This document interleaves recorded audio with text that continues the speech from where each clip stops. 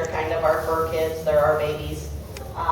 But they are full grown. The one I'm holding right now, her name is Naya, and she is actually mother to the big guy behind me. His name is Kuma. Now, as I said earlier, Jamie's kind of been arming you guys with treats. They are very gentle at taking them, but highly enthusiastic to come sniff hands and find food. They're trained in Japanese, so if you're telling them to sit and sit and sit, they might do it just because they know that if they put their butt on the ground, they get food faster.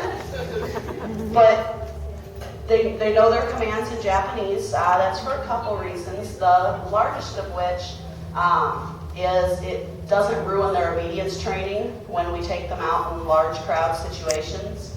When we're at festivals or conventions with a couple thousand people, nothing ruins a dog's obedience faster than listening to lots of commands at the same time from different voices and not doing any of them. So that's the biggest reason they're trained in Japanese. That's why service dogs and police dogs usually are not trained in the same language as the area they're in, because that way they listen better to their owner and keep their obedience training. So first off, I'm going to see if Naya can do a couple obedience things for us. She may or may not listen to me. She's about 8.5 years old. Typically, Akitas will live anywhere from 9 to 12 years. Large dog breeds don't tend to live as long as younger ones. However, with her bloodlines, her father lived to 13 and her mother lived to 14. So we're hoping, since she's perfectly healthy and silly, that she has many more years with us. But here we go. And Kuma is always jealous of Naya getting attention or food. So, all right, very good. Naya, will you go take? Good girl. Do I have to give you the paw? I'll hold it in the air, but I don't want to touch it. Fuse. Naya, Fuse. Fuse. Good girl. Naya, hi. Right, can you touch it? Good girl. All right, Naya, we will turn you loose. Go ahead. Go on. It's like,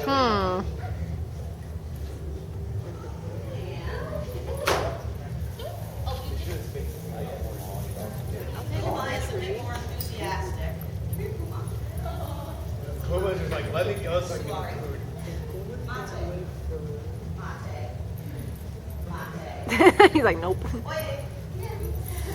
Oh boy. Kuma. Suari. Ote. Yeah. Fuse. Kuma, Fuse. Okay. Fuse. That's not okay. He says, but people are watching me, Mom. Fuse. Okay. Aww. You try. Come here. Tachi. There's my good bear. Kuma means bear in Japanese. Yeah. That one I I did would know. call it Kuma bear, even though that's kind of redundant. Bear bear. It's kind of like teddy bear to me, but Naya. it's Kuma bear. Naya. Usually makes people laugh because it's like, that's really redundant. You're calling him bear in 2 different languages. But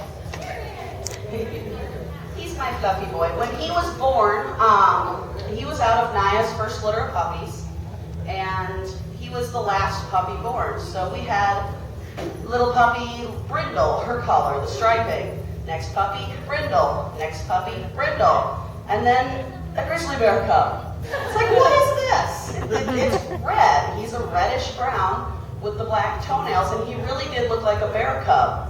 When I took them to the vet for their 3-day checkup to make sure everybody was good, no hernias, no problems, no holes in the palates of their mouths, and that Mama was in good health, I'm pulling them out of the box that I walk in with for my vet, and here's a cute little puppy, cute little puppy, cute little puppy. Oh my gosh, it's a bear cub! He grabs Kuma and disappears. He made the rounds of the vet office. I didn't get him back for half an hour. I'm like, can I have my puppy back? I kind of like that one. Eventually, a little more history on Kuma here. As that first litter of puppies grew, we had not intended to keep any of them. And you all know how well that goes once you start giving them nicknames. Oh, yeah.